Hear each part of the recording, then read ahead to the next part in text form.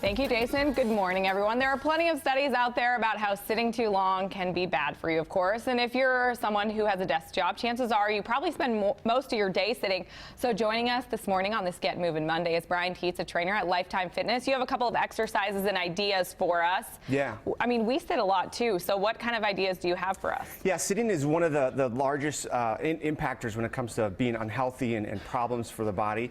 We spend about 80,000 of our hours just sitting at work, which is incredible. It's about 70% of our day is spent sitting. So it's really important to get up and get moving, and that's kind of what we're going to do is show you some exercises to do that. And how important is just stretching on a daily basis, especially if you're someone that does have a desk job? It's huge. You know, when you think about a desk job, you're sitting in that position, you're weakening your core. A lot of times when you have lower back pain, it's due to weak glutes, your buns, right? And that's because you're sitting on them. Your body's not activating them. So you have to get up, you have to get moving, stretch the body and get that going. Otherwise, you're gonna feel it. So we're here to talk about getting your booty off the bench. Yes, off the bench. What ideas do you have? Yeah, so there's really two really easy exercises. So we're at work all the time, and the best ones for us is getting up off the chair. If you're feeling tight, easy one to start out with is you can put your foot in front, hand on the hip, and you're just basically shifting backwards. That's going to get through the glutes and the hamstring. If you want to get more advanced, you can put your foot up onto, watch the heels, right? Oh, okay. Should I do it? Sure, you can. Up on the seat, bring your toe for you, and then moving that way. That'll give you a bigger stretch through hamstrings and through your glutes. Another good one too to get the glutes activated is a basic lunge. So you're standing with the chair and you're just I'll let you do forward, the lunges. right? I'm not doing lunges and heels. It's probably safe to say. So doing that and then alternating each side, just basic movements like that, that's going to help get the glutes firing and you're going to feel a much better about it. And for people who are at their desk, 8 hours during the day, how important just maybe even every hour just standing up and taking like a recharge? Yeah, it's great. I call it a double dip. You know, drinking a lot of water throughout the day is really important. By doing so, it's going to require you to have to get up and go to the bathroom more. So take a longer trek through the office to get to the other bathroom across the hall. Just getting movement like that is going to make a big difference. Yep. And then as far as, is there anything that people can do maybe to avoid sitting? Like I know a lot of people who when they're talking on the phone at work, they'll stand up and walk around. Right, absolutely. You know, motion creates emotion. So as you start moving and you're having conversations on the phone or if you're in a meeting, stand up and move around the room if you can. Makes a big difference as opposed to just sitting all day for 9 hours at a time. Do you think people realize how tight their muscles can get when they're sitting 40 hours a week? No, I don't think so. I think what happens a lot is you feel more relaxed, right? Because you're in that comfortable position. But then when we start to get up and moving again, that's when everything starts to kick in. We feel it in the lower back, you feel it through the hips, and then you start to go, gosh, what's wrong with me? And it's just that your body is becoming comfortable to that position, and that's not an ergonomical position for us. We need to be up and standing and moving around. Well, February is just around the corner. I know we're going to be talking about some things to avoid that February dip coming up in our 6 o'clock hour. Tietz from Lifetime, thank you so much for joining us. So Kim, Jason, Matt, you guys can start your stretching exercises now. I'm just impressed that you can stand on one foot and balance in heels. That's good. It's all the yoga. Okay, that helps too. Lines at the gym can be pretty long in January. Workout classes usually overcrowded, but just a month later, things start to clear out. And that's why joining us this morning, we have Tietz, a trainer at Lifetime Fitness. Thank you so much for joining us this morning.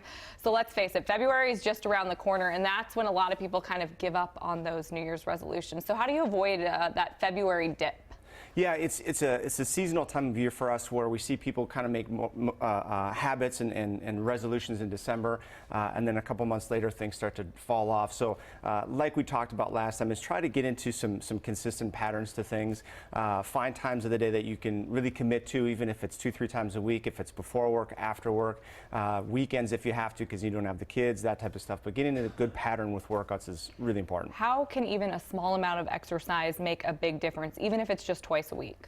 It's huge. I mean, we talked about it before too, where if you get your heart rate up really quickly for short bouts of exercise, that makes a big impact. We talked about it at the work place as well. As just getting up and moving is going to make a big impact in workouts. But you definitely have to just, even if you can get a little bit, that's better than nothing. I saw a viewer ask the question, well, if I'm watching this, does that count as working out? No, it doesn't. No, but for people who are watching right now, what advice do you have for them just to get their foot in the door? You know, I think finding groups of people that you can partner with this is a big piece of it. We do challenges at Lifetime twice a year, 90-day challenge, and it's designed for situations like this where you need a little extra motivation. You need to get with a group of people that are like-minded, that want to continue the workouts. Get with those types of individuals. There's online resources if you have to use that. Anything like that makes a big difference. Group exercise classes are really big, I know, at Lifetime Fitness. How big of a difference do you see in January and February with the amount of people that are attending your classes? Yeah. Is there that February dip in the classes? There is, yeah. We see an easy 10% dip in traffic flow during that time frame. And when you hear it from the regulars too, is they notice it. The people that come to the gym a lot, they notice that dip kind of falls off in that February, March range. So we try to encourage people to stay with that and you know, fight through the battle of the challenges with this and go through it, yeah. And for someone who's maybe never tried group exercise, what would you say is the best class for them to try for the first time? You know, we have different levels of classes that you can get involved in, and a lot of times you want to find things that aren't going to be really high level intensity, classes that you really trying things that you really enjoy. Try something different. Get in and you know, I see a name of a class and like, I don't know what that is. Just get in there and try it. Introduce yourself to the instructor. Let them know that maybe I am a beginner. They can bring down the level of the class based on things that you need to do to make sure that it fits. So you don't have to avoid hard classes if you don't want to. And finally, any nutritional advice for someone? Is there any supplements that people should be taking or vitamins that people should be taking regularly? You know, this time of year is a great time of year as well to do some detoxes. You know, we've got different things there. Supplementation, if you're finding that you're having a challenge getting things in your nutrition.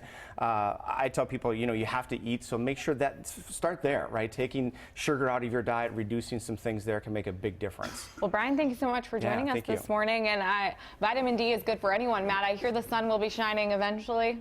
Eventually, yeah. I think maybe sometime in May or June.